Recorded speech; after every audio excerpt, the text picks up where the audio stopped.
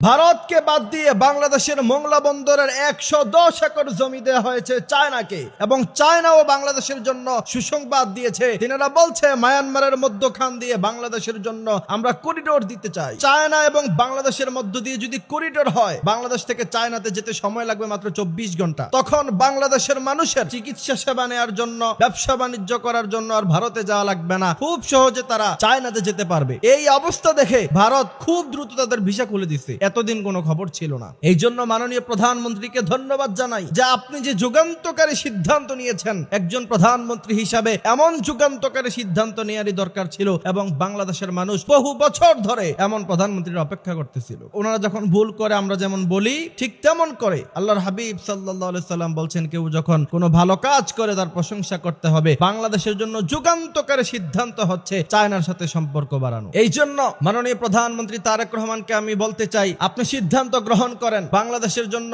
উন্নত মানের যুদ্ধ বিমান, তারপরে ডিফেন্স জগতে যা লাগে সবকিছু উন্নত নেয়ার ব্যবস্থা করেন, উন্নত রাডারের ব্যবস্থা করেন। আপনি ঘোষণা দিলে বাংলাদেশের মানুষ কোটি কোটি টাকা প্রয়োজনে ডোনেট করবে। তারপরও এদেশের মানুষ তাদের নিজের জীবনের চাইতে বেশি এই দেশকে অনেক বেশি ভালোবাসে। আল্লাহর হাবিব সাল্লাল্লাহু আলাইহি সাল্লাম বলছেন, যারা দেশের জন্য মৃত্যুবরণ করে তারা শহীদ হয়। সুতরাং এই দেশের কোটি কোটি মানুষ এই দেশের স্বাধীনতা সার্বভৌমত্ব রক্ষার জন্য শহীদ হতে প্রস্তুত থাকবে। আল্লাহ সুবহানাহু ওয়া তাআলা বড় চমৎকার বলছেন, ওয়ালা তাকুলু লিমান ইয়ুকতালু ফি সাবিলিল্লাহি আমওয়াত, যারা শহীদ হয় তাদেরকে তোমরা মৃত বলো না, বাল আহইয়াউন ইনদা রাব্বিহিম ইউরযাকুন, তাদের কাছে রিজিক পৌঁছানো হয়। এই জন্য দেশের দায়িত্বশীল যারা আছেন, আল্লাহ সুবহানাহু ওয়া তাআলা বলছেন তাদের দায়িত্ব কি? আল্লাযীনা ইম্মাক্কান্নাহুম ফিল আরদি আকামুস সালাহ, প্রথম নাম্বার কাজ হচ্ছে তারা নামাজ কায়েম করবে। ওয়া আতাউজ যাকাত, দ্বিতীয় নাম্বার কাজ হচ্ছে তারা যাকাতের খাতকে উন্নত করবে। এরপরে ওয়া আমারু বিল মারুফ, সৎ কাজের আদেশ থাকবে, তারা ন্যায় প্রতিষ্ঠা করবে। ওয়া নাহাউ আনিল মুনকার, এবং তারা অসৎ কাজে